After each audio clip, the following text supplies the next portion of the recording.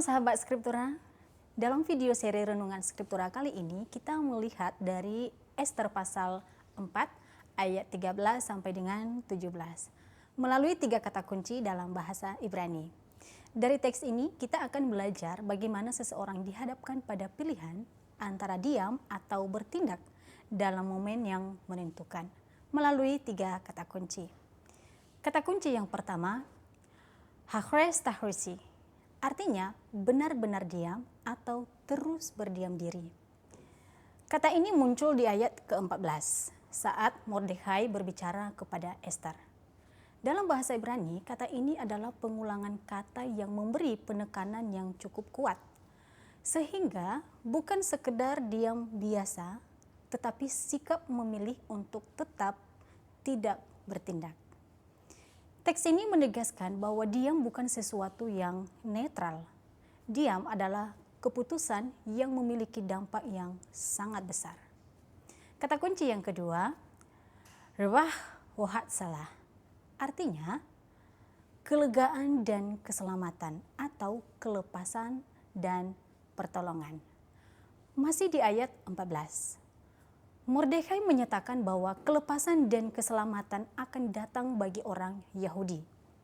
Kata rewah menunjukkan kondisi lega setelah tekanan berlalu.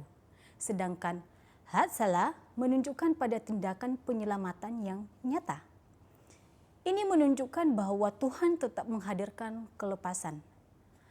Rencana Tuhan tidak berhenti hanya karena satu orang tidak bertindak.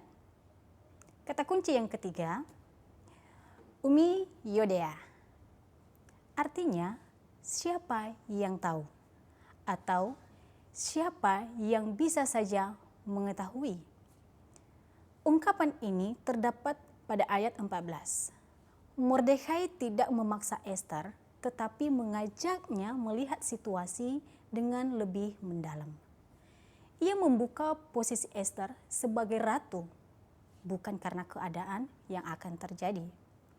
Kata ini mengarahkan pada kesadaran mengenai waktu tertentu yang menuntut respon dari seseorang yang berada pada beberapa posisi. Kalau kita melihat secara bersama-sama pada alur teks, ini menggambarkan kondisi yang menegangkan. Pada kata pertama, Hachreseh Tahrisi, memperlihatkan bahwa diam adalah pilihan yang serius dan tepat. Diam bukan berarti aman, tetapi bisa berarti mengabaikan peran yang seharusnya diambil. Kata kedua, rewah wahat salah, menunjukkan bahwa kelepasan tetap akan datang.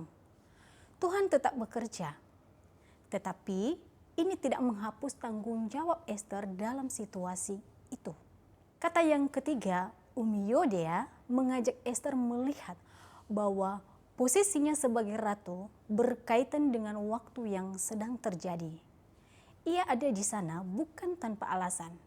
Dan akhirnya di ayat ke-16, Ester mengambil langkah. Ia memutuskan untuk menghadap raja, walaupun terdapat masalah yang besar.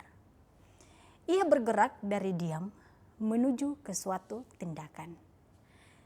Teks ini menegaskan bahwa pada saat di mana seseorang tidak bisa terus berada dalam diam, ada momen yang menuntut keberanian untuk melangkah.